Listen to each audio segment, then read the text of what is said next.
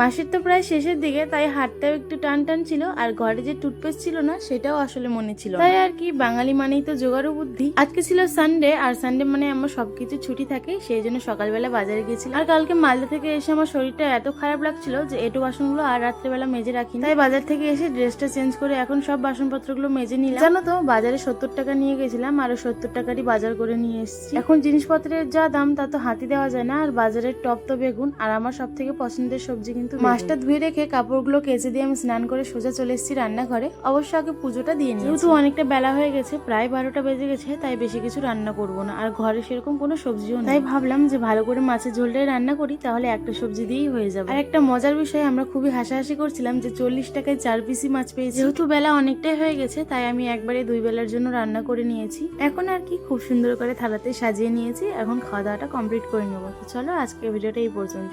By.